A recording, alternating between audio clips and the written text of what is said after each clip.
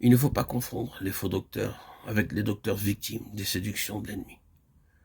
Parmi les professeurs et les docteurs de notre époque, parmi les serviteurs de Dieu les plus consacrés que de victimes de la séduction, parce qu'ils ne sont pas sur leur garde, parce qu'ils ne reconnaissent pas qu'une armée d'esprits enseignants est sortie de l'abîme pour séduire le peuple de Dieu, parce qu'ils ne voient pas que le danger couru par la fraction spirituelle de l'Église émane du domaine surnaturel, où les esprits séducteurs murmurent leur doctrine de démons et leurs mensonges auprès de tous ceux qui sont spirituels.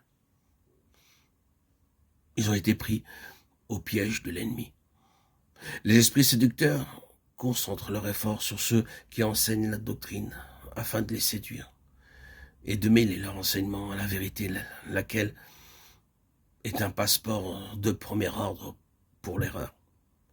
Aujourd'hui, plus que jamais, chacun doit donc éprouver, analyser à la lumière de la parole de Dieu l'enseignement des théologiens et des pasteurs pour vérifier s'il est conforme à la vérité renfermée dans les Écritures, et très particulièrement à l'endroit du sacrifice expiatoire de Christ. Tout croyant devrait veiller à ne pas se laisser fourvoyer dans l'erreur et juger tout enseignement en soi et non d'après la valeur ou le caractère de celui qui le donne. Les hommes de bien peuvent être séduits, et Satan a besoin d'hommes de bien pour lancer ses mensonges sous les dehors de la vérité. L'apôtre Paul nous décrit l'enseignement des esprits séducteurs. Ils disent des mensonges par hypocrisie, c'est-à-dire qu'ils profèrent le mensonge en prétendant dire la vérité. Le résultat de leur action sur la conscience est une cautérisation. C'est-à-dire que lorsqu'un croyant accepte ces enseignements mensongers, lorsqu'il les croit d'essence divine, parce qu'ils émanent du monde surnaturel, lorsqu'il y obéit et y conforme sa vie, sa conscience reste inactive. Elle s'émousse, devient passive, se dessèche ou se cautérise.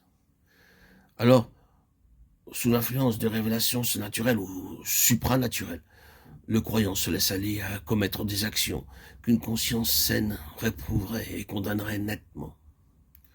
Ceux qui se sont laissés fourvoyer dans l'erreur s'attachent aux esprits séducteurs, parce qu'ils les ont écoutés, parce qu'ils leur obéissent. Ils sont séduits à accepter des pensées erronées, des idées fausses sur la présence de Dieu, sur l'amour divin ou sur tout autre sujet biblique, de sorte qu'ils se livrent à leur insu au pouvoir des esprits séducteurs.